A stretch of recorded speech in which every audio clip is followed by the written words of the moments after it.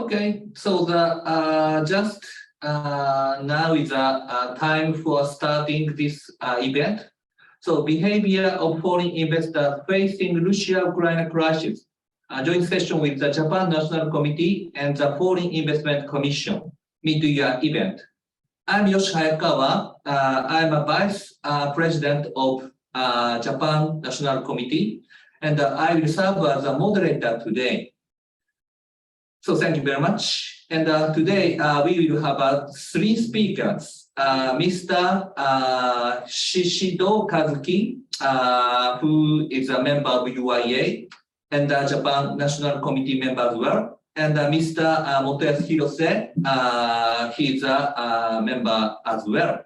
And so we have another speaker, Mr. Hugo TEIXEIRA, and who is from Lisbon, Portugal.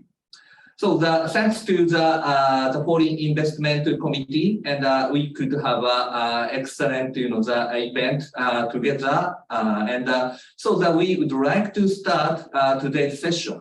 But before that, I'd like to express one very important thing. The purpose of today's session is to analyze or to examine the legal issues only. So we will not discuss about any political issue between Ukraine, Russia, and other countries. And but as a matter of fact, we are now facing very serious problems. So many of the business corporations are now hesitating to additional investment to Russia, and so they many of them stopped their events or their projects, or they stopped their operation of business inside of Russia. But of course there might be legal problems. At least according to the contract they had made previously. So that we have to discuss these issues. And additionally, some countries, including the United States, have a kind of the unilateral regulations against the business corporation worldwide about their own investment or their own doing business inside Russia. And so that this kind of the issue have to be considered or examined as a legal matter. And we are lawyers, of course, and we will discuss this issue, and we will exchange our information and our opinion views only for the legal matters, not political one. And the political issue could be, of course, discussed in the different forum and a different time. But that today we should focus upon the legal issue only. So we would like to invite first the first speaker, Mr. Motoyasu HIROSE, who is now serving as the Secretary General of Japan National Committee of UIA. So I'll pass microphone to Mr. HIROSE. Hi, hello everyone. Good morning or good evening, depending on the place you are hearing. My name is Motoyasu HIROSE, partner of Uryu Itoga law firm, regularly handling cross-border transactions. And for many years, as you know, for serving as the Secretary General of UIA National Committee. To have a complete image of today's discussion, let me explain the typical business scenario we are facing. So please go to the next slide.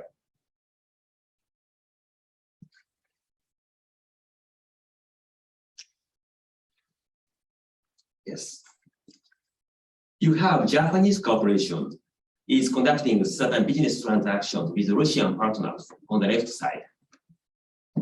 And after the invasion, the military conflicts over the months, some Russian corporations are designated as specially designated nationals to, in a nutshell, blacklisted company by a US government, namely OFAC. On that basis, Japanese corporation has serious concerns about this. If the transaction is to be continued. because transacting with SDN may lead to harsh sanctions imposed by OFAC. In some cases, penal sanctions or denied access to US market and commerce. So, frankly speaking, Japanese corporation, to be on the safer side, wants to terminate the transaction with Russian corporations for fear of sanctions and OFAC regulations. So, in that case, Russian corporation will raise certain objections because we are not doing anything bad. We are also victim SDN designations. So how can you justify termination contractually?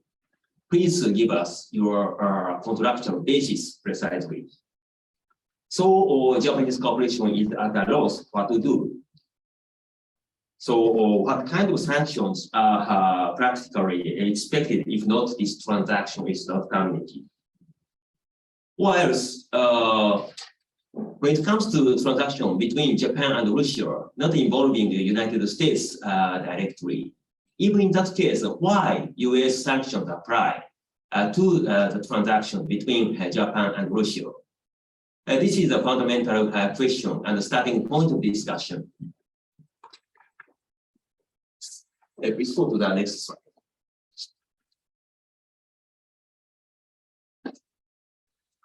So briefly discussing the contractual basis for termination.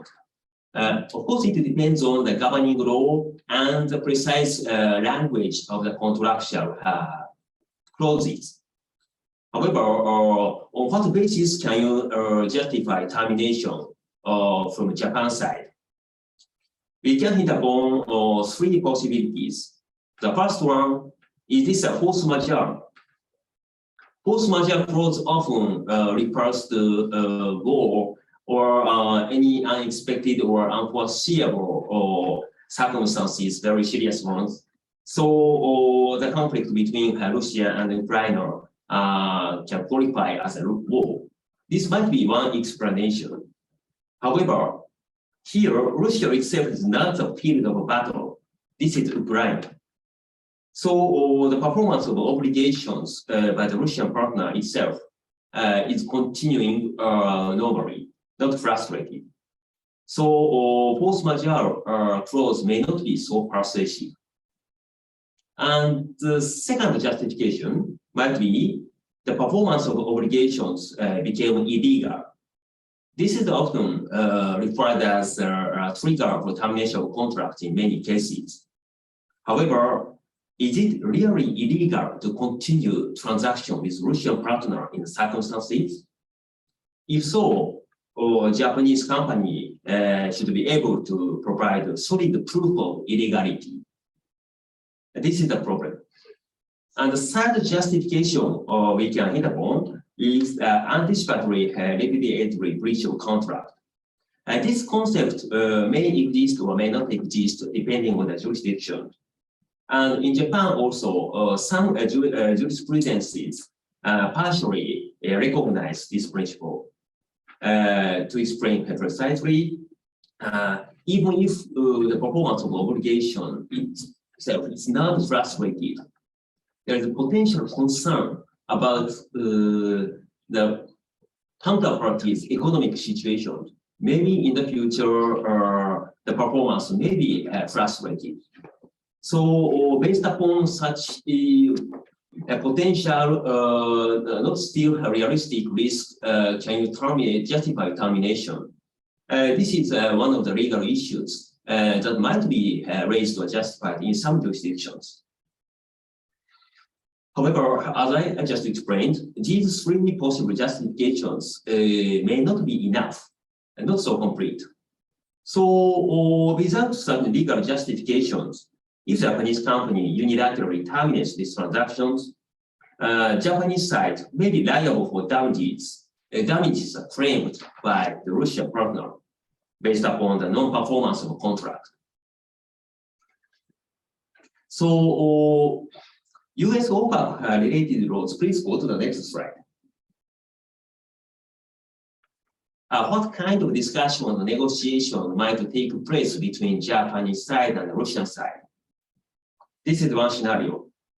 Japan side say, sorry, you are designated as SDN and blacklisted, so we can't continue transaction with you anymore. Very sorry.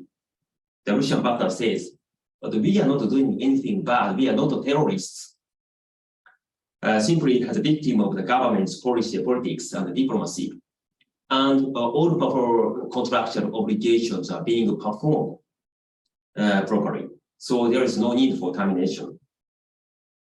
In that case, Japanese corporation says, no, sorry again. However, if we continue the transaction with you, we may be sanctioned and punished by US government. In the worst case, we are denied access to the US market and our business is completely destroyed. So we cannot justify this as a listed company. We can't explain this to our shareholders. Go to the next slide, please. Then Russian corporation may retaliate by saying that why US law applies in the first place? Because we are Russian and Japanese companies. So here we come to the issue of extraterritorial application of US law. This is a very famous, sometimes notorious topic, common to, for example, anti-bribery or money laundering.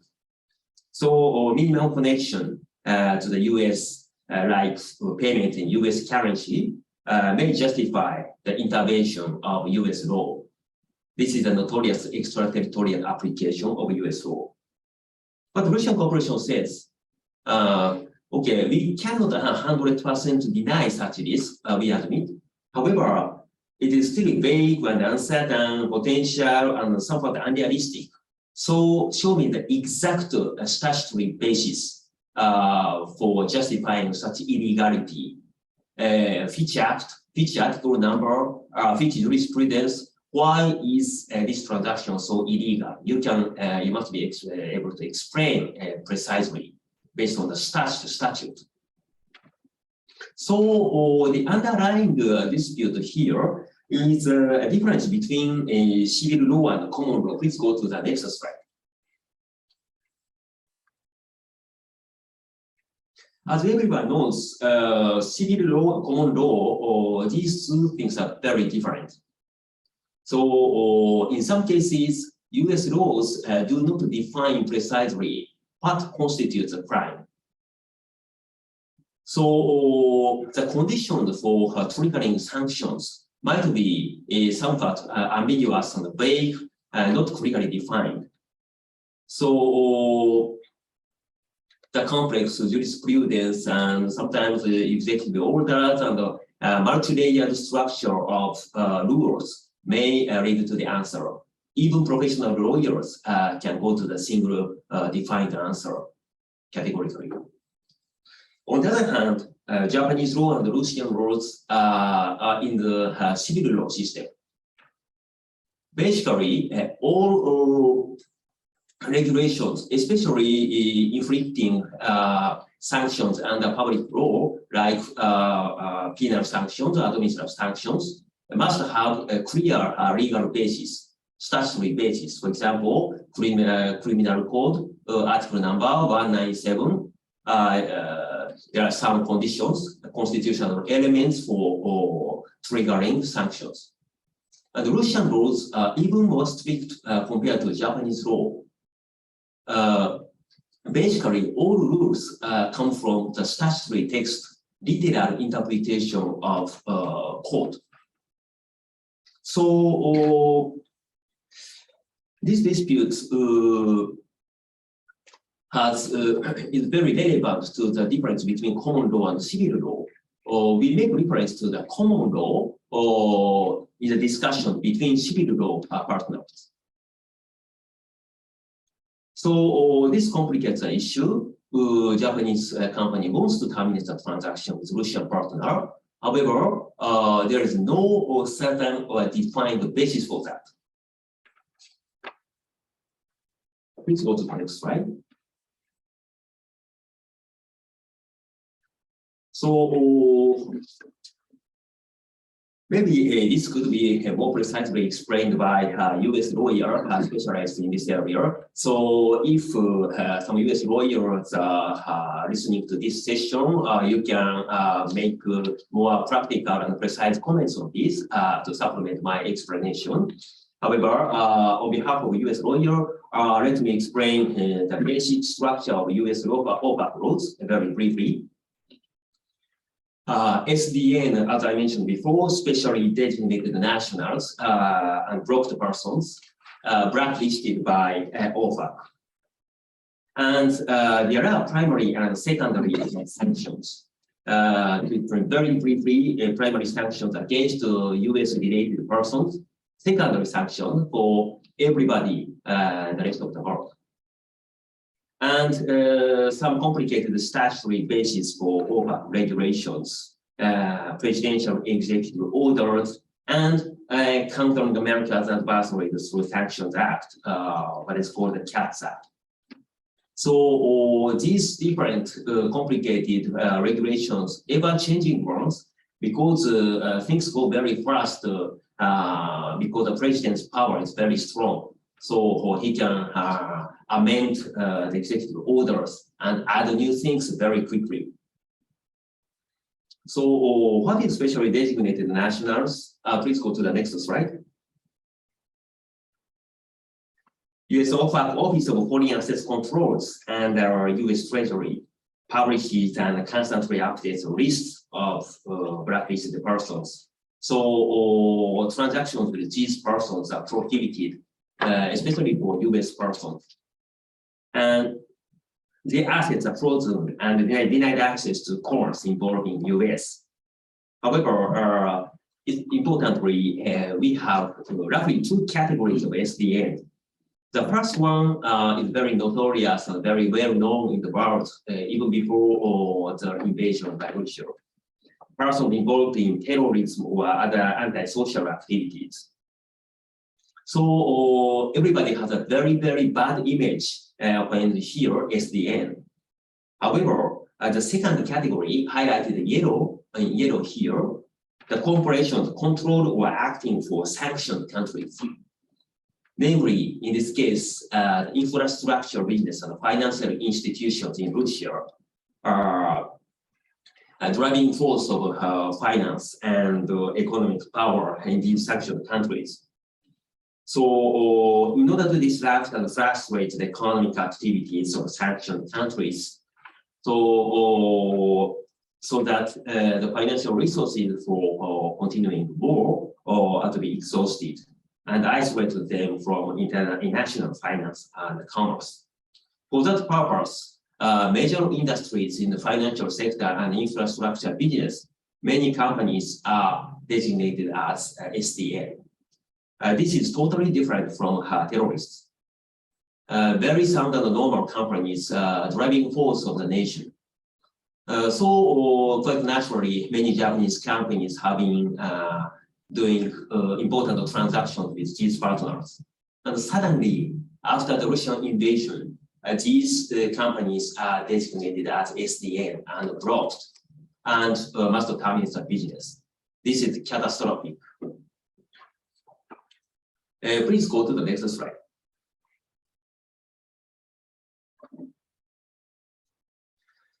There are two types of sanctions under US law, primary and secondary sanctions. Primary sanctions are more understandable, or some connection with US jurisdictions like US nationality or US residential address, or in companies incorporated in the US, and transactions conducted in US currency. So these persons are facing US sanctions and US law. This is quite natural. And the maximum punishment penal sanction is $1 million US fine and 20 years jail sentences. Please go to the next slide. Another problematic here is the secondary sanctions. So this can apply to everybody in the world, including us, without any US connection. No limitation of the scope. And what are the consequences of secondary sanctions? This is a restriction or prohibited access to the financial US financial system or economic activities. And this means that you can't continue transaction with US partners who are you can't do business in the US anymore. This is generally catastrophic for global companies. And also, the person transacting with SDN will also be added to the SDN list. Or you transact with SDN, so you are also SDN like this. So this could trigger very bad reputation. So other transaction partners keen to compliance will avoid you in that case, because SDN list is regularly publicized by OFAC. Practically speaking, apart from these serious consequences, there have been very few cases of imposition of secondary sanctions, at least when it comes to the OPAC regulations against Russia. So again, the risk itself is very potential and uncertain, not 100%. Please go to the next slide.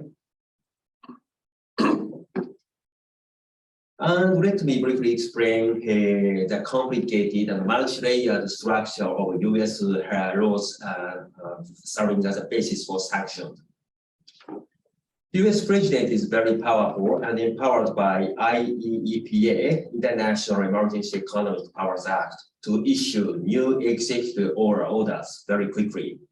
Even every day, new orders are issued.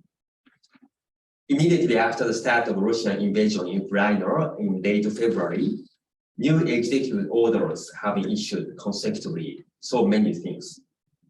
So at any time, new unpredictable sanctions may be added, and this can happen on a real-time basis, even during this seminar. So even the activities you can do without any problem at this moment may be exposed to sanction risks, new regulations tomorrow.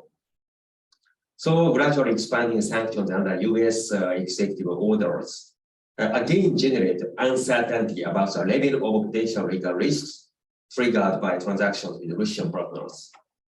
So long as the military conflict between Russia and Ukraine continue, probably the sanction would become more harsh, and the scope and ambit of sanctions will be enlarged. So we can't be so optimistic. Please go to the next slide. So just a few examples of executive orders.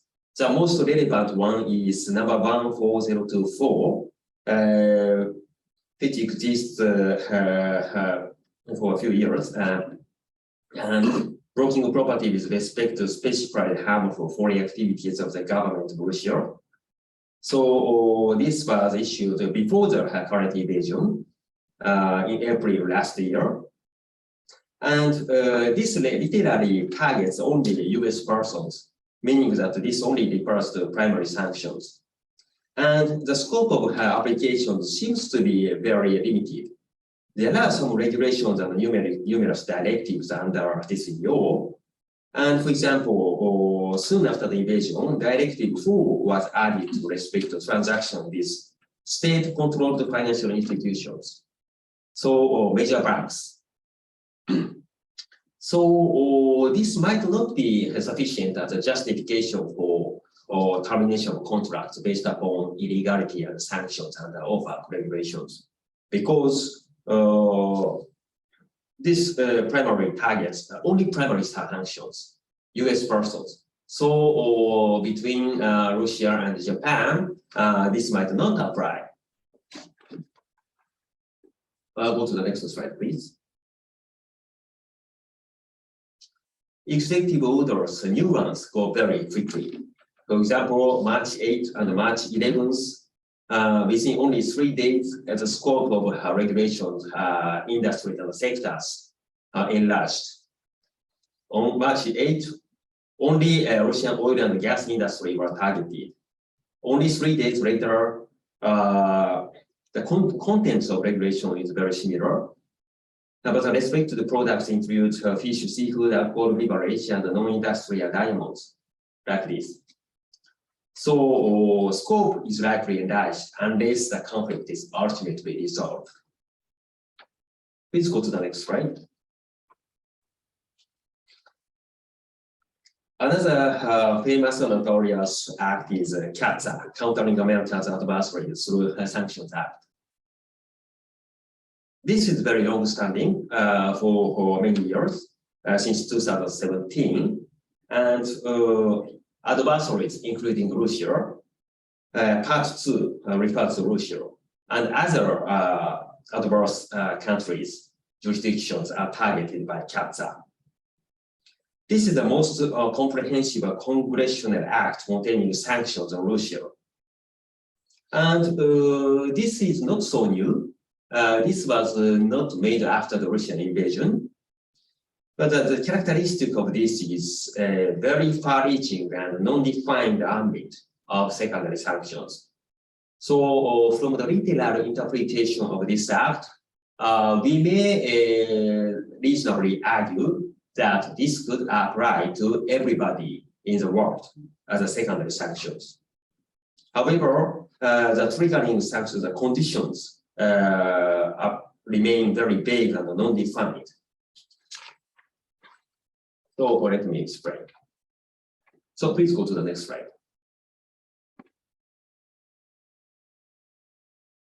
The problematic aspect of interpreting US law, especially from civil law lawyers like this, like us. I am qualified in both Japan and France, so brought up in a civil law system. So sometimes has very difficulty interpreting common law like US law. So the literal interpretations, for example, I will quote, in general, the president shall impose a sanction with respect to a foreign person if the president determines that the foreign person materially violates blah, blah, blah, and a violation of this act. This act means literally the entire comprehensive act of CATSA. And more problematic aspect, as a substantive condition for triggering sanctions. The law says, facilitates a significant transaction or transactions. What is facilitate? What is significant? There is no threshold precisely defined numerically. No objective definition is given. So there may be some guidelines or jurisprudential interpretations that should be in the hands of US lawyers. So Japanese companies, even Japanese lawyers have sometimes much difficulties interpreting these vague provisions of US law. So when inquired by Russian partner, what is the exact statutory basis for termination or illegality? We cannot answer precisely. So this is the problematic. So again, coming back to the background situation of regulations and affecting the business relation between non-US companies like Japan and Russia, we want to terminate contract. For that, we should have a concrete basis, contractual basis or legal basis. So we say we cannot continue this anymore because this is illegal. Why is it illegal? You must explain the statutory basis precisely. But due to the difference between civil law and common law system, we civil law lawyers, civil law or business corporations cannot so easily explain the definition of illegality, why it is illegal. So the risk of illegality still remains potential, vague and non-defined. That could trigger a dispute against Russian partners when terminating the contract unilaterally by force. So this is the end of my presentation. Thank you very much for listening. And the next portion will be handled by my colleague, Mr. Shishido, who is very familiar with Russian law and Russian business law. Thank you. So thank you very much, Motoyasu. And we are moving to the next speaker and using the same set of slides.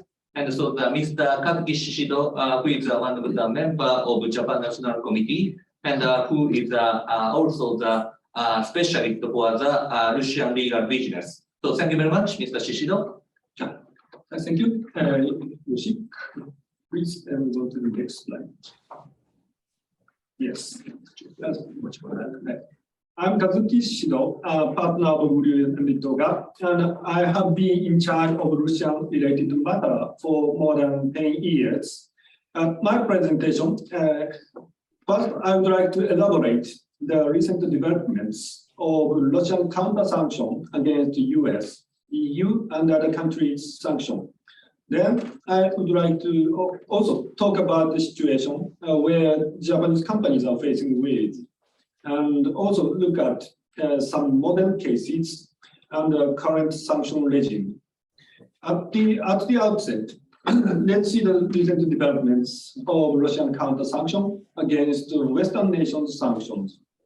As Mr. HIROSE has just explained, US government has launched several types of sanctions after military conflict arose between Russia and Ukraine at the end of this February. And since then, Russian government has announced series of counter-sanction measures, most of which are aimed at stabilizing its national currency, national ruble, or supporting domestic economy and protecting its own citizens and companies. But some sanctions have a direct impact against foreign entities, foreign companies doing business in Russia. The framework of Russian counter-sanction measures was introduced several years after annexation of Crimea and Sevastopol region by Russia in 2014. And after the military conflict this time, Russian government consecutively issued new measures, each in the form of a package. Like the US and the EU sanctions, Russian counter-sanction measures are numerous and rather complex. I would like to only introduce particular measures at this time. Please see the slide, this slide, yes. Okay, the next slide. Okay. Please see the, okay, this slide, yes, which roughly shows the contents of Russian federal law, which sets out the basic framework of Russian counter-sanction. Like all facts, specific sanctions, Russian federal law empowers its president to issue specific counter-sanction measures by presidential decree, Ukaz Presidenta, or other form. This allows the government to operate such counter-sanction scheme flexibly.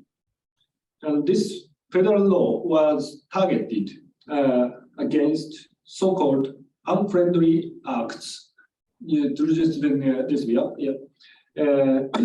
Unfriendly acts by unfriendly countries. The sanction measures which the president can take are listed on the law, and it should be noted that the law allows the president to take other measures by this decision of the president of the Russian Federation. So this is between the next slide, please. Next slide, please. Yeah, as I have explained, there are several sanction measures which the Russian government can take in this slide. And at the bottom of the top table, you can see the word, the other measures. Oh, just I can't see now. Yeah. Other measures, yeah, as you can see, other measures by the decision of the president of the Russian Federation. So that empowers Russian president to take many variety of actions based upon his federal law. Yes. And please move on to the next slide. Yes. Okay. And here, after 28th February, lots of presidential decrees have been issued. Let me introduce some featuring counter-sanction measures taken by Russian Federation. And at the beginning, presidential decree number 79 was issued, which designated almost 48 countries and regions as unfriendly countries and imposed restrictions from many aspects with regard to that unfriendly countries and its companies and individuals. Also, under the same decree, money transfer for outside Russia was severely restricted, which only allowed up to 10,000 US dollars. Transfer of asset was also restricted as well under presidential decree number 100. The transfer of certain technology and telecommunications, vehicles, agricultural machinery, electrical equipment, or other products was temporarily restricted to export, to bring outside of Russia. If I remember correctly, until this end of December, maybe that might have been extended. And further, just after the occurrence of military conflict, Russian Public Prosecutor's Office issued a warning against subsidiaries and other companies in Russia of foreign unfriendly countries that any providing of financial, logistical, consulting or other assistance to foreign countries, etc., in the activities aimed against the security of the Russian Federation constitutes a criminal offense. This warning somewhat caused a chilling effect on foreign businesses in Russia, which were considering withdrawal from Russian market. Please move on to the next slide. Yeah, here I'd like to name some countries listed as unfriendly countries. Now you can see in total 48 countries and regions were listed as unfriendly countries, such as, not to mention as Ukraine, United States and EU and United Kingdom, Japan, Taiwan, and other Western countries and regions are designated as such. It is worth noting that nations of large economic power, like such as People's Republic of China and India and Turkey, were not included in the list. So please move on to the next. Okay, let's look further. Let's look more about the new measures taken by the Russian government as counter-sanction. On 6 March, Russian Federation issued a federal government decision number 299, which set out statutory ratio of compensation of patent infringement as 0. When the patent allegedly infringed, the patent is coming from unfriendly countries. This is a very notorious legislation because the government decision would substantially allow any patent piracy by Russian local companies and individuals. And also, with regard to intellectual property matter, also a very interesting decision was issued by Russian court, arbitrage court of HIROSE Oblast,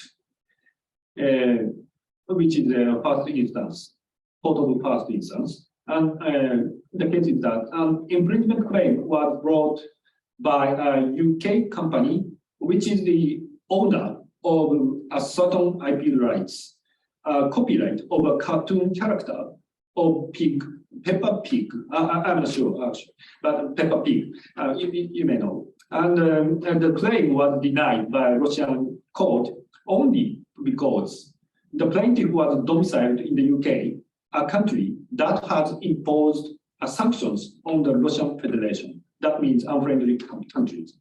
There's not much logic, I think, but the decision said the very exercise of IP right by plaintiff is regarded as abuse of rights. Fortunately, recently, the decision was reversed by a second instance on 21st June 2022 this year, and I got the decisions from the website, and it's issued on 27th. It's also 3 days ago. Written decision was issued, and please go to the next slide. And also there goes other counter-sanction measure. Okay. Under Presidential Decree number 252, May 3rd May, Russian persons were prohibited from entering transactions with designated persons. Russian SDN list was also launched. And also Russian persons were prohibited from exporting certain Russian items in favor of sanctioned persons. Further, also prosecutors were empowered to invalidate any transactions which are conducted in violation of any counter-sanctions legislation by bringing lawsuits against a party to such transaction. So, and also, along with the existing legislation, there are some legislative bills still waiting to be reviewed and enacted into law. I would like to pick up 3 remarkable bills which might severely affect the operation of foreign countries engaging in its business in Russia. Please move on to the next slide. Yeah. The first bill is so-called nationalization law, which has been widely broadcasted by news media in a bit sensational way. The official title of the bill is just is written on the slide. Is Federal Law on the External Administration for the Management of the Organization. The purpose of the bill is to protect, it's said to be, to protect the national interests of Russian Federation. To put it another way, this bill is aimed at ensuring the security of the state and the financial stability in Russia, and also the rights and the legitimate interests of organizations, creditors, employees, and society by appointing and introducing an external administration for the management of the target company. Please go to the next slide. An external administration may be introduced into the company which with certain foreign elements and takes a significant position in the Russian industry. You can find the detailed criteria on the PowerPoint slide now, but I will skip that. And also external administration may be introduced upon court decision. So please move on to the next. Yes. So external administration may be introduced upon court decision after court procedure, and such court procedure would be triggered if there is a certain symptom that any targeted company may abandon Russian market and cause significant impact on Russian economy or life of Russian citizens. Also, detailed trigger event is listed on the slide. Let's move on to the next slide. To see what happens to the target company after a court decision ordering the introduction of external administration. Under external administration, targeted company's shares will be transferred to the administration fiduciary manager under the fiduciary management agreement, or company's CEO powers may be transferred to the administration. This external administration is conducted by the government corporation, Venice Economistic Bank, VEB, Russian Federation, or other organization proposed by the Interdepartmental Commission of the Ministry of Economic Department. External administration continues for 18 months, which with the possibility of extension. So the bill says that shareholder would be compensated at fair value, but we are not sure this will actually be the case for the shareholders from their perspective. Please move on to the next slide. Yeah. The next bill is an amendment of Article 201 of Criminal Code, Russian Criminal Code.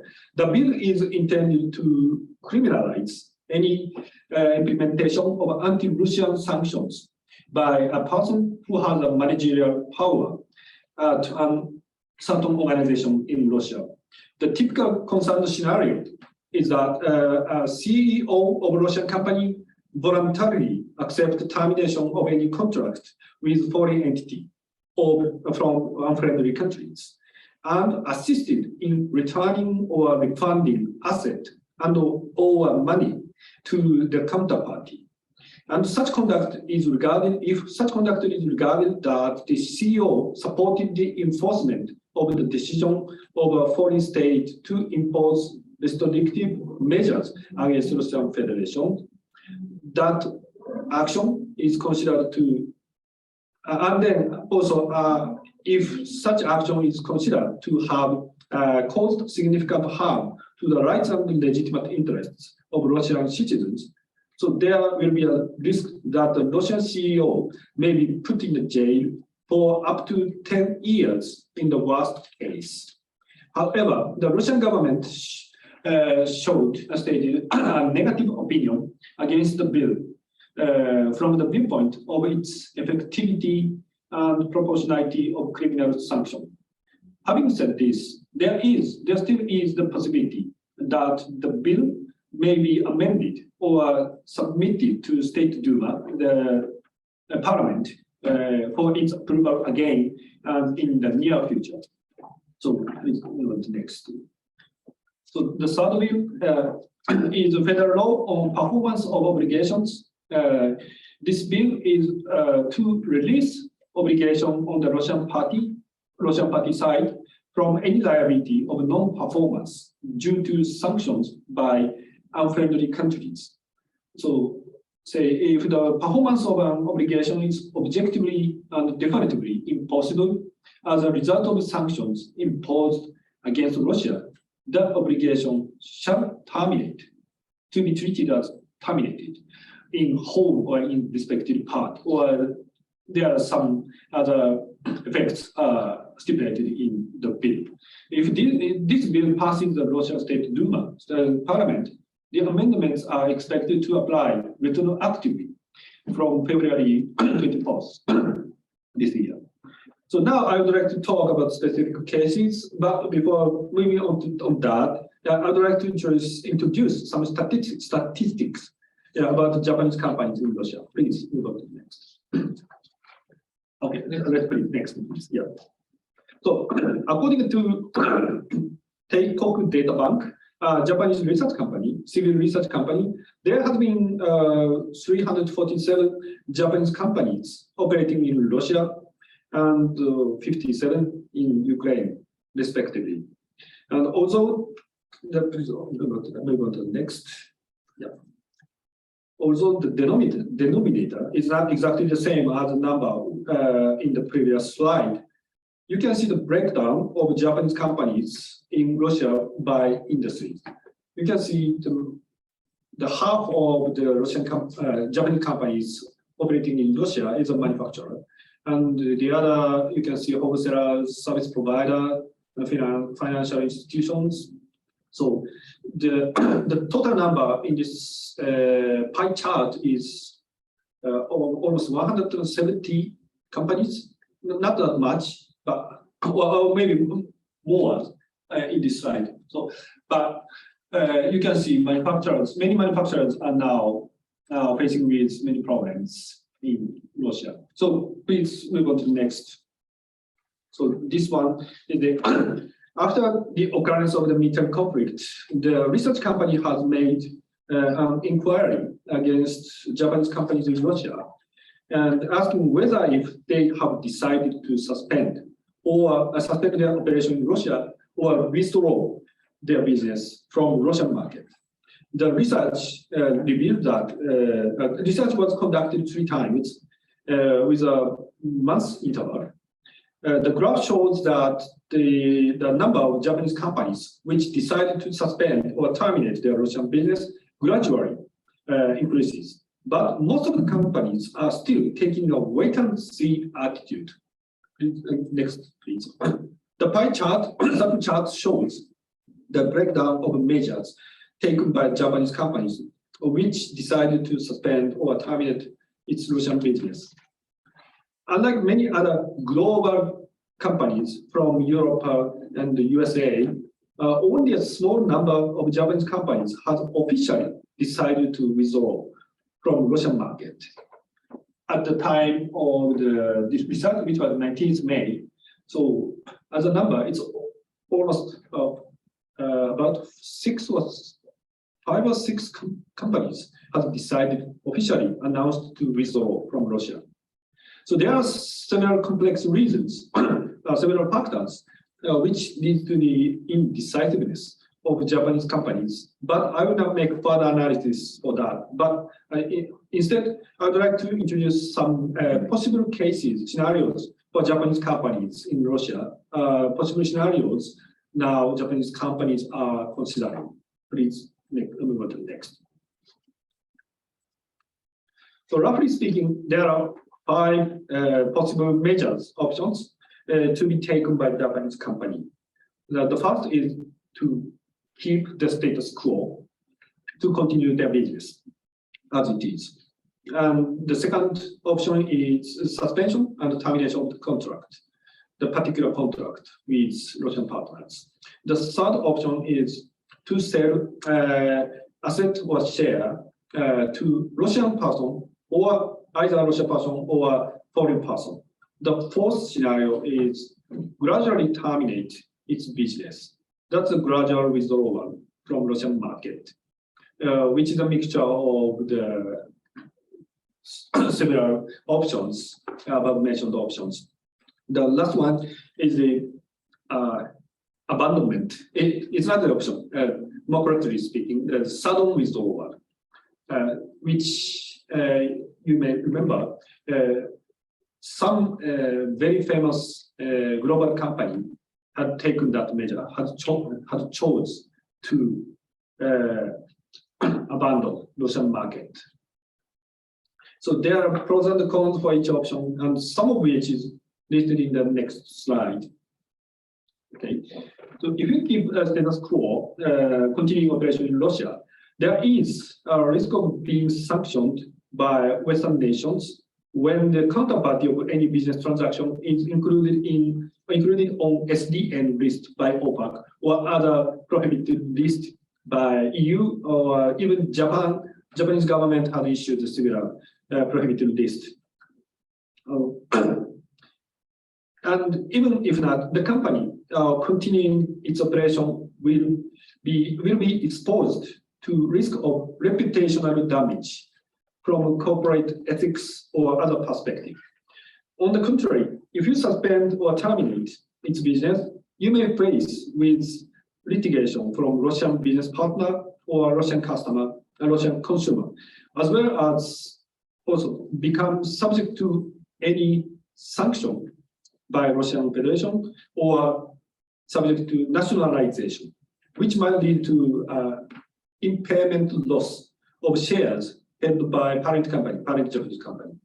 Also, some Russian media had it that Russian Congress member stated that the foreign company which chose to withdraw from Russian market shall not be allowed to re-enter in Russian market for 10 years. Though I doubt the exited company may change their strategy and wishes to enter into Russia in a short time. But this statement did have a chilling effect to some extent. So let's move on to the next. So finally, let me talk about some possible scenario which may happen to Japanese companies, which may actually happen to Japanese companies. The first slide you can see, it's assuming that a Japanese company has a representative office in Russia. The first case is that the representative office is not allowed under Russian Companies Act, under Russian regulation. Representative Act is not allowed to conduct its business. It's, how can I say, they can't sell products. They are merely existing for the purpose of market research or anything like that, which cannot generate money. So Japanese company need to send money by mostly bank transfer, wire transfer. But as you know, the SWIFT system was just stopped, freeze, so frozen. So Japanese company had difficulties in transferring the money from its own Japanese bank to Russian local bank. If the local bank is also subsidiary of Japanese bank, the interbank transferring from the same series of the bank, it's still allowed. But like small small Japanese companies, or if local representative office is run by Russian person, which is not a Japanese expatriates. So it is often the case the local bank account is not opened at Japanese banks, Russian subsidiaries or Russian branch.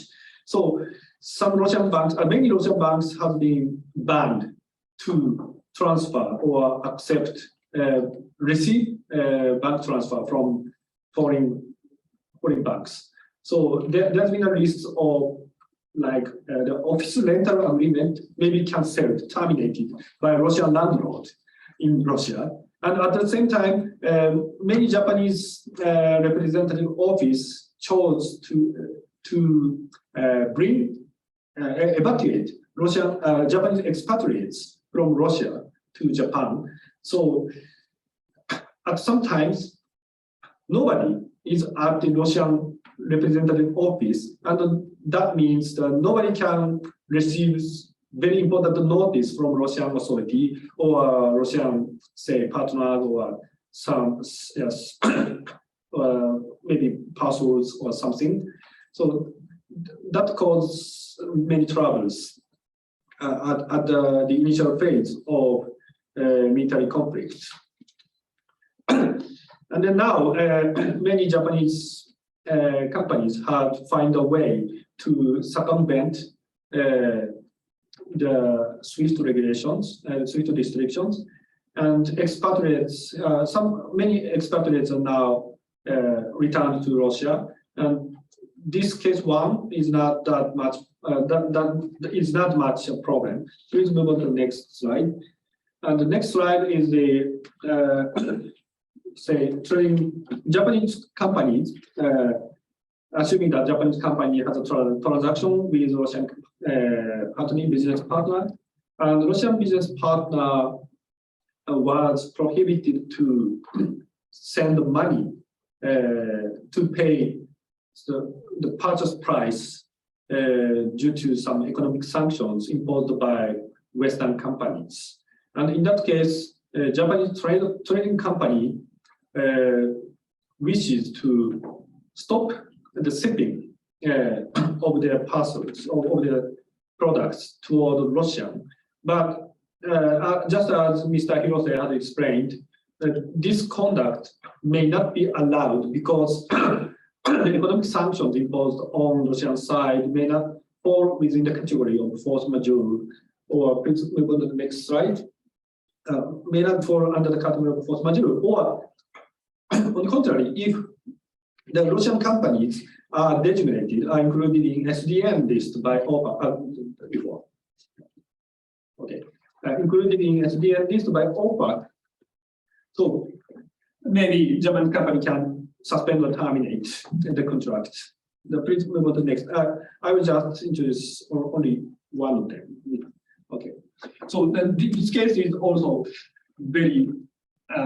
It's a kind of a headache, like automobiles or other products, which is regarded as technologically complex products designated by Russian regulations. So each manufacturer need to store lots of enough parts, enough repair parts, so that they can provide the repairing service for a certain period designated by Russian under Russian consumer protection law. And actually, there has been some supply chain was severely damaged due to economic sanctions, and many Japanese or other foreign automobile manufacturers cannot provide repairment services. And some, like Renault, had all decided to exit from the Russian market. And this conduct, the failure to provide repairment service itself might be regarded as the waiver or the failure to fulfill its obligation under Consumer Protection Act in Russia. And the outcome is that the Russian consumer or even prosecutor is entitled to file a lawsuit against manufacturer under the Consumer Protection Act. And the worst scenario is that each individual who bought the products can file its litigation at its own residence. So that means the whole Russian, the nationwide consumer can file a lawsuit at the same time. That will be the headache. So, but not only Japanese manufacturer, automobile manufacturer, but many other manufacturers try to manage to that claims. And also, Russian government has showed its position that if these companies decided not to continue its business, these very important business for Russia will easily be subject to nationalization. So this is case number 3. I'm only so the time is running, so I'll only talk one more cases. On the next slide. I will skip this slide and the last one, and the case number 5. Okay. The last one is actually it's very commonly happening among Japanese companies. Say the Japanese companies, assuming that invested in Russia with Russian partners, JV partners, and have a JV company in Russia, and its CEO or its manager is Russian person, Russian citizens. And the Russian company is, because the Russian company is operated by those local Russian people, they can find its own way, even under these severe sanction situations, like when Russian JV company, it was difficult to procure necessary components from Western countries due to the sanctions, then Russian CEO can find other channels of procurement channels, like from non-unfriendly countries like Turkey, India, and China. So Russian JV company is still running, still making a profit. Actually, not a few Japanese companies, Russian company is in similar situation. And in that case, the most rational conduct for Japanese management is to keep running the Russian business. However, at the same time, the Japanese management are faced with many, many criticism, and many, many opinion from the people that from the perspective of corporate ethics, Japanese companies should immediately cease its operation and withdraw from the Russian market, even if the Japanese company may suffer from the impairment loss by selling its shares at a cheap price to any foreign companies. So it's very difficult to decide which way to choose. Now, sanctions and the economic situation surrounding foreign companies in Russia is rapidly changing day by day, but it is very important to gather information, analyze it in a, but it is very important to gather information and analyze it in a calm way and make a firm but prudent decision of either staying or go away. So this is my end of my presentation. Thank you for your attention.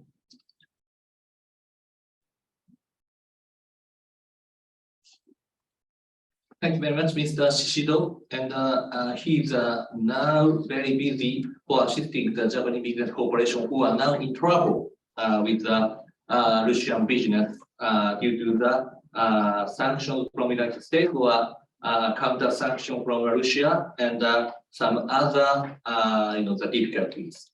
So we are moving to the next speaker. But before moving to the speaker, we have already received the two question or comments from Grower. And please, insert your comments or your question into the Q&A box or in the chat box, and we will discuss these issues later. So thank you very much, and we are moving to the Hugo. So are you ready? Yes, I'm ready. Thank you very much for waiting, and it's your turn. Please, share your slides by yourself. Okay, many thanks. So hello everyone. Many thanks for this opportunity. I'll share here my slides. Yes, I can see. Thank you very much. You can see? Yes. Okay. Perfect. So my name is Ughi. I'm a lawyer from Portugal. So I will bring a different view on this topic. Focus on Portugal, but of course focus on the European Union law, since here we are one of the European countries that are applying some measures against Russia. Many thanks for your presentations, Motoyasu, HIROSE, and Kazuki Shiseido. They were really thorough, and they also complement from the Russian side regarding the counter sections what I will be speaking here of. So from a Portuguese/European Union, and of course I will always speak about Portugal, but of course, as you know, the European Union releases legislation and regulations that are applicable to all the member states. So when I mention Portugal, most of the time, of course, I will refer to European law. Okay. So the first topic that we will address here before we go to the impact on the legal agreements and of course on the differences between the different type of agreements, it's to know what's going on in terms of sanctions. Okay, so at least from the European side, the sanctions against Russia, they started early back in 2014, and they have been increasing since then, and of course they have been increasing a lot since the war between Ukraine and Russia started late February 2022. I'll just show you here a little bit of the sanctions that we are speaking about here in Europe. starting with, and of course, sorry, there's a lot of regulations and directives that are related to this, but the main one from the European side, it's the Council regulation from 2014 that you have there mentioned in your slide, that has been amended and updated through the times. Okay, and just let's let you know that since February there were already 6 amendments and different packages that have been accrued to the previous sanctions. So we start with of course, with the individual sanctions. With European Union, together with the United States, they target some high-profile individuals in Russia, and they issued some sanctions regarding assets freeze and travel ban against those individuals. There's, of course, a lot of power regarding the economic sanctions in terms of finance in this example. So we banned to the SWIFT ban for 10 Russian banks. There's a lot of restrictions on the Russians' access to the European Union capital and financial markets. There's a ban on transactions with the Russian Central Bank. There's a ban on supply of euro-dominated banknotes to Russia, and which is really interesting as well, there's the ban on deposits to crypto wallets. Of course, there's more, but this is just in a nutshell the resume of these economic sanctions regarding finance. Regarding transport, the European Union closed the airspace to all Russian-owned aircraft. They closed as well the ports, and this is really important for the supply chains and the import of goods and the export of goods. So this is really an important, with a big impact on the economy, on the European economy as well, but also on the Russian economy. There's a ban on Russian road transport operators as well. And there's a ban on exports to Russia of goods and technology in the aviation, maritime, and space sectors. Regarding energy, and this is an important one, as you may easily guess, there's a ban on imports from Russia coal. There's a ban on imports from Russia of oil, but this one is a long-phased ban because it cannot be implemented from day one, and the member states agreed to take 1 or 1.5 years to try to reduce the dependency from oil from Russia. There's a ban on exports to Russia of goods and technologies in the oil refining sector, and there's a ban on new investments in the Russian energy sector. One other ban that is really important, it's regarding defense. And here we must pay closer attention, not only for those products that are directly related to defense, as weaponry or arms or so on, but also those strategic elements and products that can have a double use, so they can serve as components for Russian army, for the Russian army. There's also a lot of restrictions on media, as you can see there. A lot of TV channels and also radios have been suspended from broadcasting in the European Union. And there's a lot of, as everyone knows, a lot of diplomatic measures regarding also the visas and for Russian diplomats and so on.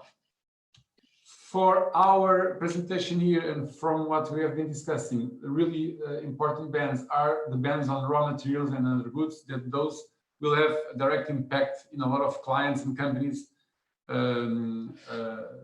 across Europe. And here I will give you just some examples. There are bans on Russian exports of luxury goods, bans on imports from Russia of iron, steel, wood, cement, seafood, and liquor. You can see here what cannot be exported to Russia from European Union.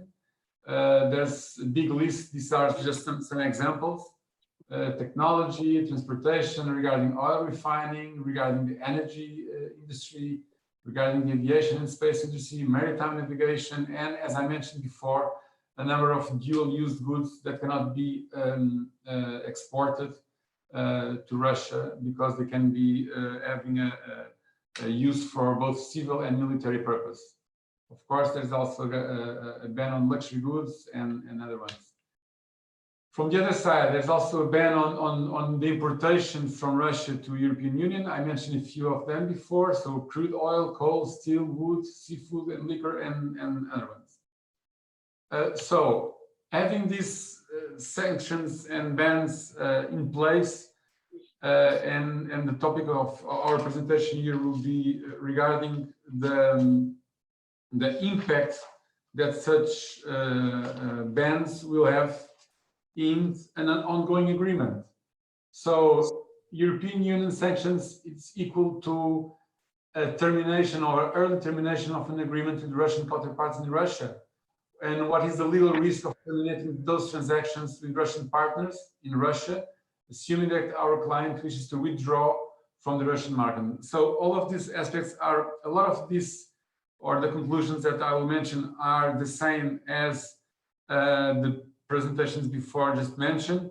And of course, we have also to take into account the counter sanctions that the Russian government implemented and the effects of those sanctions in ongoing agreements. So, but I would say that to the first step, and probably the most important step here, is regarding an agreement and to check if it's possible to terminate it earlier or not, or to have a just cause to terminate it. It's to define what is the applicable law. As simple as that, because the replies to this question will be considerably different if we have an agreement based on Russian law, or if you have an agreement based on Portuguese law or any other European country law. And of course, we also need to take into account the type of contract that we have here, because we can have from distribution agreements until partnerships, long-standing partnerships, ongoing SPAs, any joint ventures. There's a wide range of different type of agreements that we need to look into detail into each one of them. But I would say that the main and first step is really to determine the applicable law. If it's Russian law, there is a set of replies that we will see, or if there is or if the law is European law, the replies are different. So, in case Russian law is applicable, what are the risks for an agreement that is still in force? What will be the grounds for a lawful termination of the agreement with no risks for our clients, for our European companies, in my case? So I put there two questions marks because our colleagues in the previous presentations, they had a thorough vision on the Russian law applicable this and on the Russian sanctions, which are really important, and all the implications that they have. But considering just the agreements itself, and under a perspective of the Russian law, I would not say that we'll have the chance to claim that there is a material adverse change. This is something to be debatable under the Russian law, or the force majeure, as we saw before. There is no war in Russia, but there is a war in Ukraine and not in the Russian territory. So it's really hard to apply the force majeure clause into an agreement that has Russian law and has a Russian party on one side and a European party on the other side, at least under Russian law. We can claim also other arguments like change of circumstances in general, or the frustration, or the unbalanced contract terms, because if we claim under Russian law that by continuing the operations in Russia, our business in other countries will suffer a lot and will diminish and will be having a reputational risk associated with that, can this be viewed under Russian law as a lawful ground for termination of the contract? It's still something that should be discussed. And then, of course, we will try to avoid that the early termination or the unlawful under the Russian laws of an agreement will generate a compensation or an indemnification for termination just such an agreement. And this all needs to take in place. And to tell the truth, I don't have straight answers to this, but I will say that the Russian courts will be, of course, very protective of their companies and of their business, and they will view these issues in a completely different way than most of the European countries or all of the European countries, and of course US and Japan, I would say. So what are the risks here? The risks were thoroughly mentioned before, and I will not be explaining much more of those, but of course we will have the possibility of freezing of assets within Russian territory. We will have the possibility of the nationalization of the companies that are in Russian territory that will be considered unfriendly under the umbrella of the rules from Russia. And of course, we have all those set of counter sanctions from the Russian government that will be applicable to the companies if they will be considered as unfriendly companies coming from unfriendly countries. And as you showed before in the map, it's almost European Union, United States, Japan, Australia, Korea that are considered to be unfriendly countries on Russian eyes. But one question remains is that if a company will not have so many assets or assets in Russia, one interesting question is that if there is a ruling from the Russian court deciding on condemning a European company for early termination without good cause, without a fair cause, will that decision be enforceable in Europe, in an European country? There's a lot of international treaties on that. Of course, in normal conditions, such decision will be enforceable, taking a few more steps or less steps, it will be enforceable, but as we will see, it will be really difficult to enforce a decision from a Russian court, although they could argue that under Russian law, there were no grounds for the early termination of the contract, but to enforce such a decision in Europe so that the European company will be condemned to pay an indemnity to the other Russian counterparty or the Russian party. And for all of this, just a provocation here is that, of course, we should contact a Russian lawyer, but can we? Can we, and in which terms? And sorry for this provocation, but in the last few months, we've been dealing with a lot of issues that the simple contact with a Russian lawyer to understand thoroughly and deeply certain issues is not easy. It's not easy for a lot of reasons, for this cultural clash, for political reasons that we will not focus on, but also from the legal terms, it's not really easy to contact and to obtain replies from a Russian lawyer. So, turning the ship here, and what if the agreement that is to be early terminated by any chance applies or is under the application of European or Portuguese law? So the difference is completely different. Sorry? No, please go ahead, please. Sorry. As you probably know, in Europe, we have the European Commission and the Parliament that they enact laws and they issue regulations which should be implemented across Europe and across European countries. The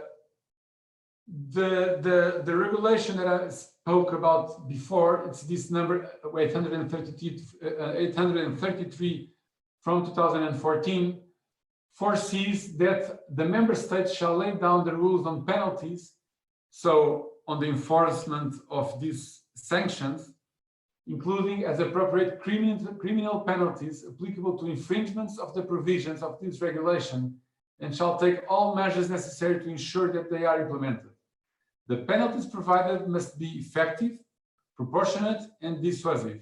Member states shall also provide for appropriate measures of confiscation of the proceeds of such infringements. So the set of rulings is prepared and decided on a European level, but then are the member states that should implement in each country this set of rules. In case of Portugal, we enacted a decree law, the 97/2017, that transposes what such decree law determines, what is the European Union and United Nations law and regulations and general sanctions, in this case, of course, applicable to Russia.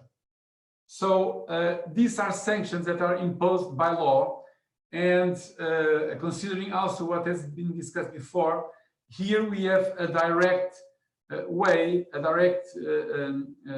argument that allows a European company, if the agreement is under European law and European law is applicable, to early terminate an agreement on lawful grounds. So this is a direct impact on such agreements, as long, of course, such agreements are in an industry or sector that is included in the sanctions, and this, of course, needs a previous determination of that. And in a certain case, this is not cut clear. There are some doubts and some gray areas and gray zones on what is applicable or not. But if it is applicable, we have a direct and argument and ground to early terminate and to have a lawful termination of an agreement under what we call here, under the civil law and the civil code, the lawful terminations concept and also the fair cost concept. So this is really straightforward. There will be no much discussion, because this is a law that is enacted, and this is a legal termination of the agreement. Of course, this will not apply again if the agreement is under Russian law, because, of course, Russian courts and Russian legislation will not recognize the European law for such purpose. I will briefly mention 2 or 3 really important provisions and legal provisions on this legal framework regarding Portugal, because the sanctions for an infringement, if the company will continue their business with Russian companies or in Russian territory, if they are under the sanctions, it's really high. As you can see there, we have a sanction regime that punishes not only with an economical measures, but also criminal ones.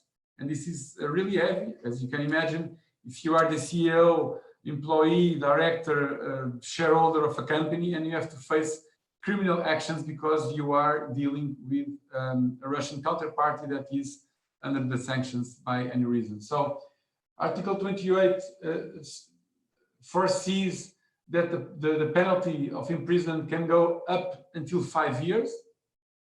Okay, and for legal entities, so for companies, there is in our penal code a kind of similar and analogy application of what is the imprisonment rules on economical sanctions, and they can be really high depending on the sanction here at stake. One really other important issue that guarantees a certain security for the European counterparties, at least if the agreement again is under the European law, is that there is an exemption of liability if a party terminates an agreement with other Russian counterparty, and this exemption of liability is foreseen by law. As you can see there, that there is no room for the payment of any compensation by executing entities in relation to contracts or transactions whose performance has been affected directly or indirectly, in whole or in part, by restrictive measures approved by United Nations and or European Union, namely in form of claim for damages. So again, if we are talking about an agreement that is under European law, the counterparty, the European party that terminates such agreement, will be exempt of any liability. Of course, the picture is completely different if the agreement is under Russian law. And then again, we need to see if the European company has assets, people, and employees and so on in Russia, of course, they will be judged by the Russian courts, and nothing of this will apply. And of course, in my view, they will be under a high risk of having to pay big penalties and also to face criminal sanctions, as we saw before.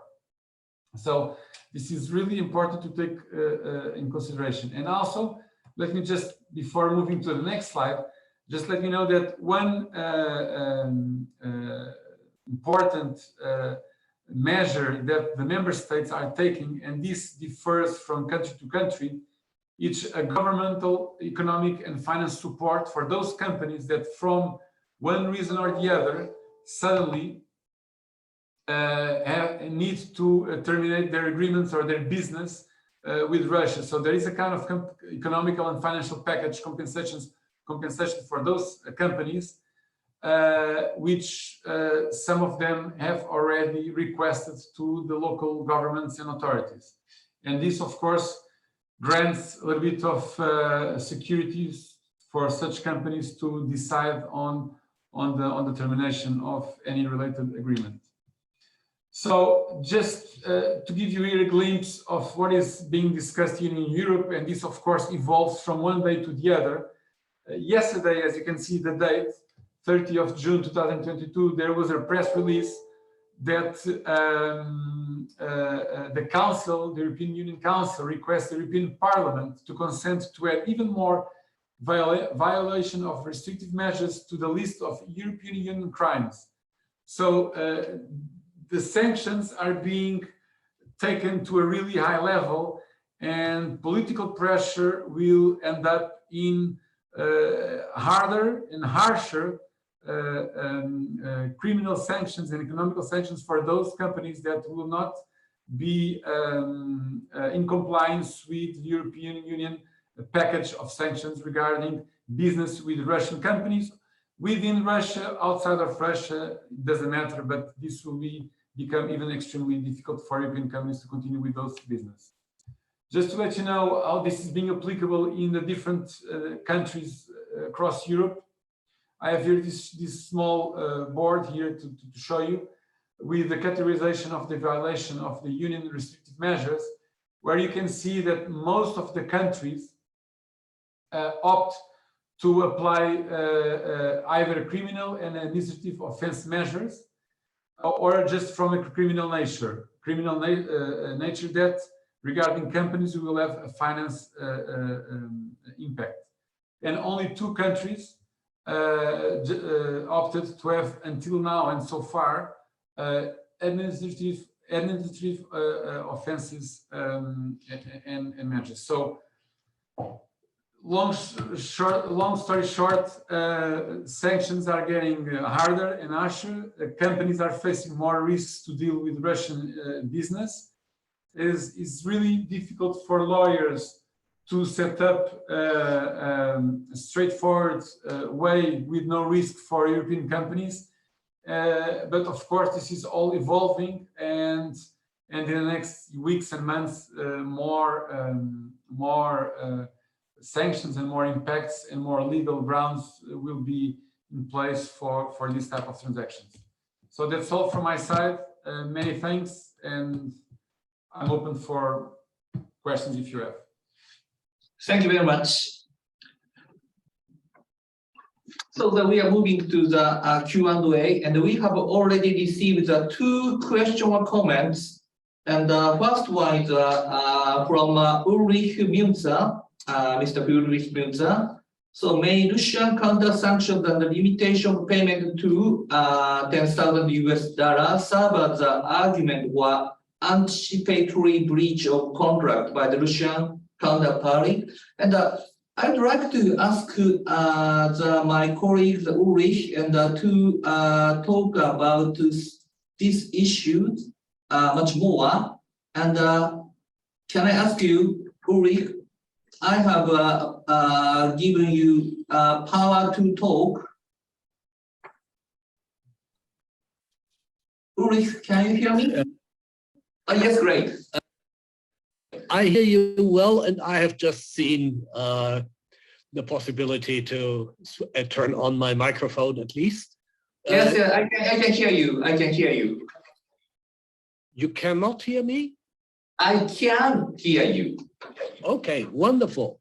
So my idea was if the Russian counterparty puts so much stress on asking, hey, how do you legitimize that you want to pull out of the contract? Why not turn around the game and ask him, can you fulfill? It seems that the circumstances have changed a lot because it seems that you will not be able to pay when due.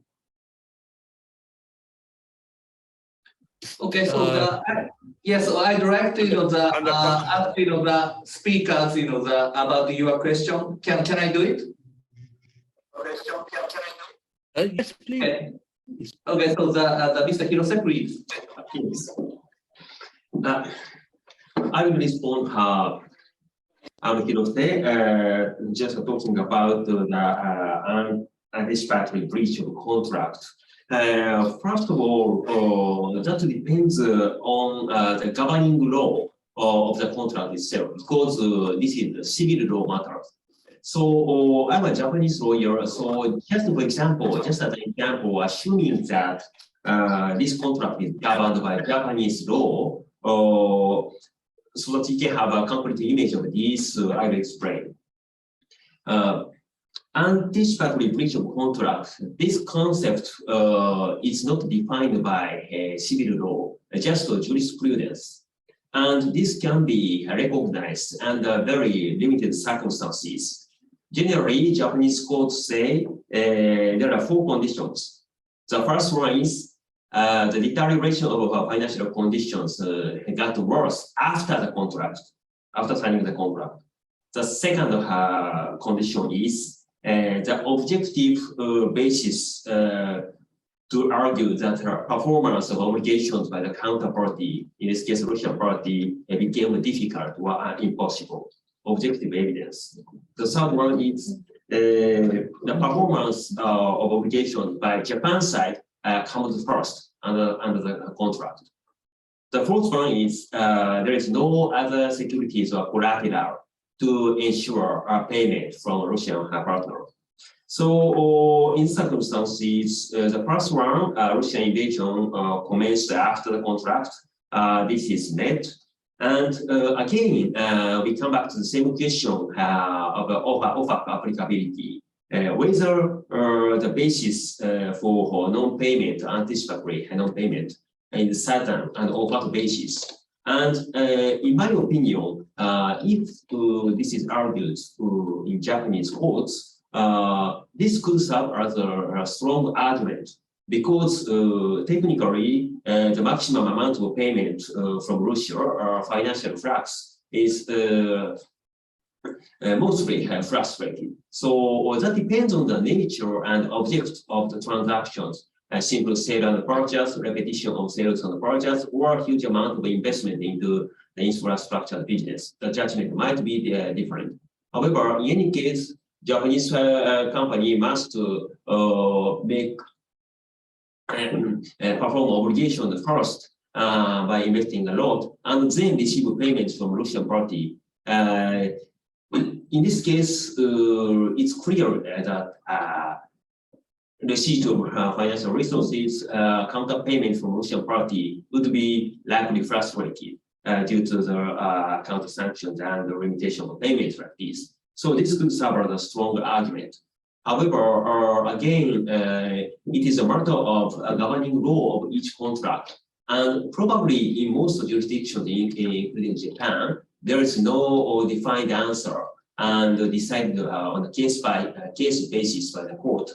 And at least in Japan, the underlying reason for the deterioration of financial position is not so much questioned.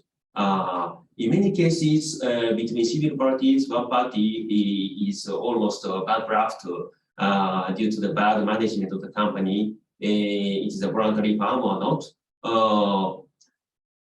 The reason for the cause of financial degradation is not questioned. So if it were governed by Japanese law, it could serve as a strong argument. However, the final conclusion remains unknown. Yeah. So thank you very much. And so the Hugo, do you have any comment or the response to the that question or the explanation from Mr. Hirose? No, not from my part. Okay. Okay. All right. So thank you, Rick. And so we are moving to the next question. And we have a comment from Mr. Rob Houston. I'll read up. Thank you again for the excellent presentation. As I mentioned in the chat box, so we can see something in chat box.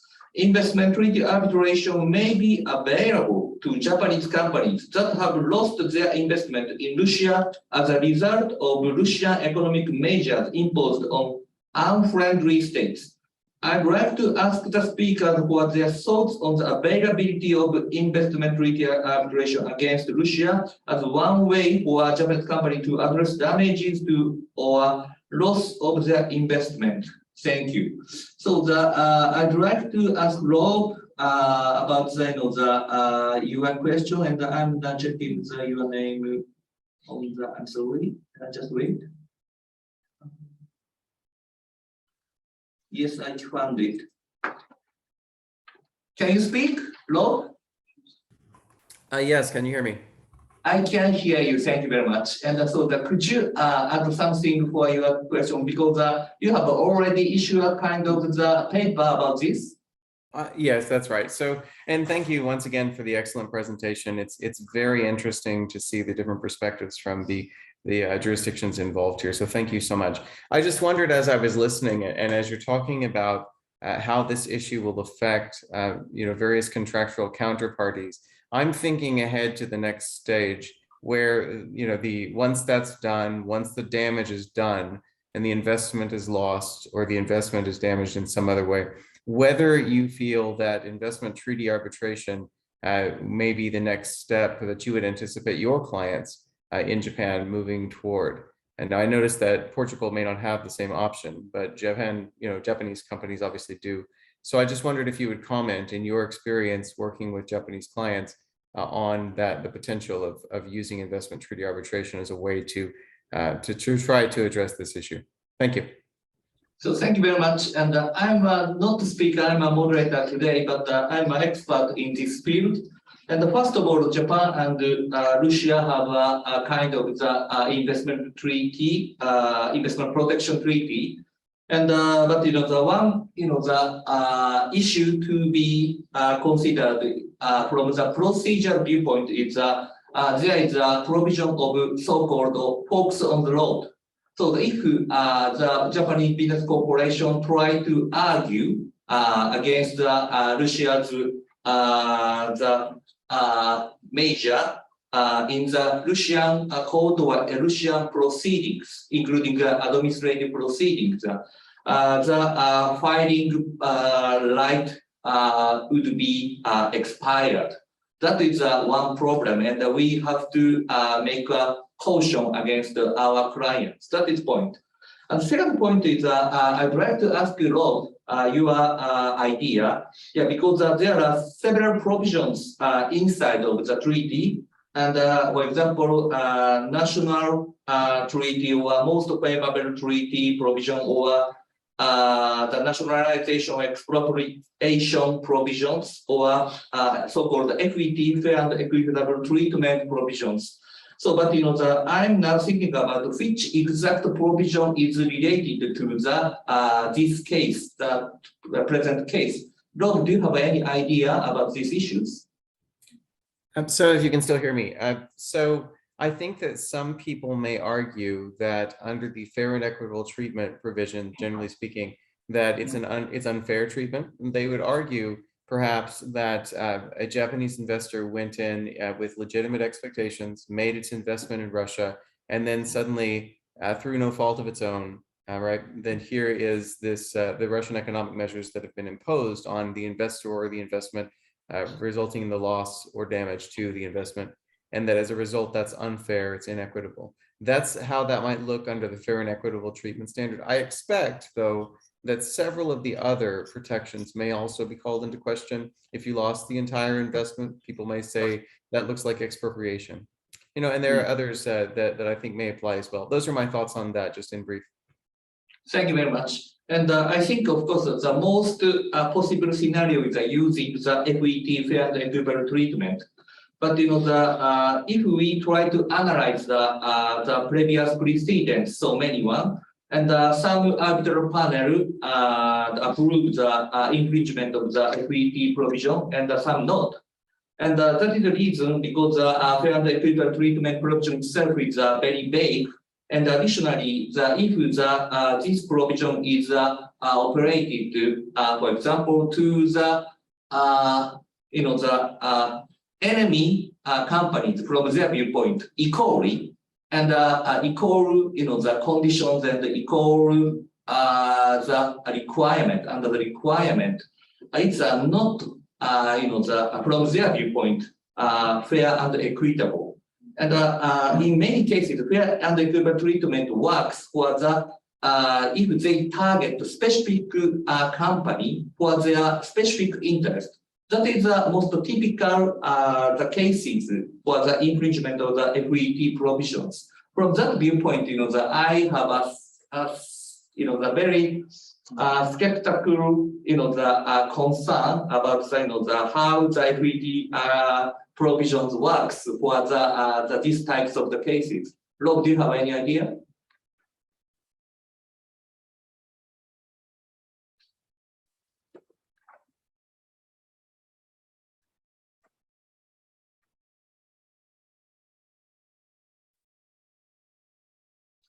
Rob, can you hear me?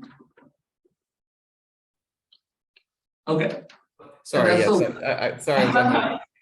Sorry about that. Yeah, so I guess it's important to remember that this might be a year and a half removed, and it would be in a dispute that would be directly between the Japanese investor and the Russian government as the respondent state.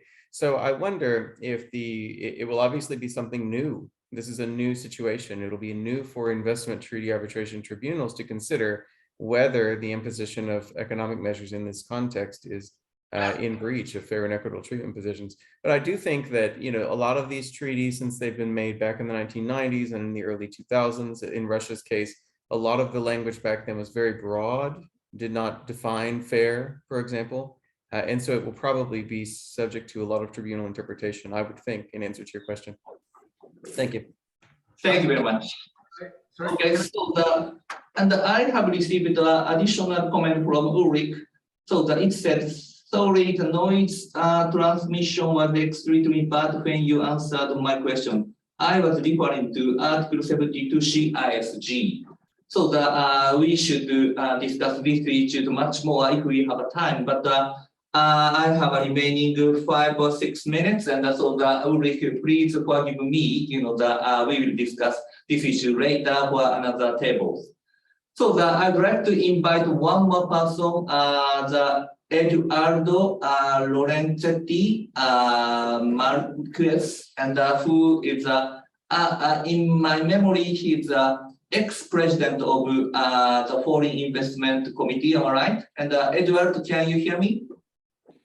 Yes, Yoshi, I can hear you. Nice to see you. Thank you very much. And, do you have any comment or question to today's presentation? Well, first of all, apologies for my delay. I have some problems flying from an unfriendly country, which is Italy, to Brazil, and some problems with the connection. Sorry for that. Thank you for the opportunity to be here moderating with you, Yoshi, and members for the Japanese committee, and Hernan Andrada, who is the current president of the Foreign Investment Commission. Thank you, and congratulations for the brilliant seminar, outstanding presentations for Motoyasu, Shishido, and TEIXEIRA. Thank you. It was great to hear from you. One comment on Hugo TEIXEIRA provocations about contacting Russian lawyers. We don't need to contact them. We can contact Yoshi and his law firm because they are present in Moscow, which can be also very useful because They are present there, but are not entirely Russian, so it can be double successful option. Well, yes, we are very much at the end. I don't want to take much time. It's more a reflection and a comment that maybe if you also want to give your opinion about that. People used to say that during a war, the first victim is the truth. I wonder if the second victim is not the justice as well, because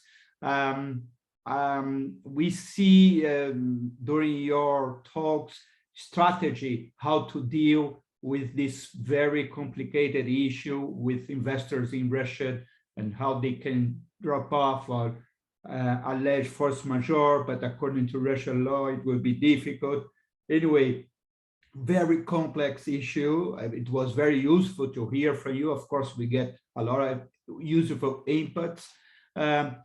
Another aspect, though, that I wonder, and we touched in that, but we didn't discuss very thoroughly, is the enforceability of decisions from both sides in the other side. I mean, we may have a completely past judicial Russian decision already enforceable, but if you want to enforce this decision, for instance, in Portugal, wouldn't be that in many aspects against public order, for instance, and vice versa. If we have, for instance, a Portuguese decision and we want to enforce that in Russia, I wonder if in this moment so critical, if any kind of a Russian judicial system would enforce that.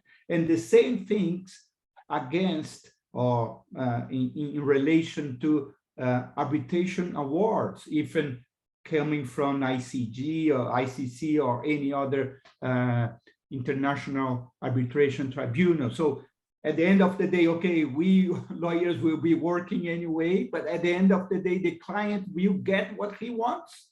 That is my final comments and provocation. If you want to comment as well, I'll be very happy to hear that. Thank you. So thank you very much, Eduardo. And Hugo, do you have any, the response to Eduardo? Yes, because actually, well, yes, but just to agree with Eduardo, because I was listening to Rob talking about the option to go to arbitration.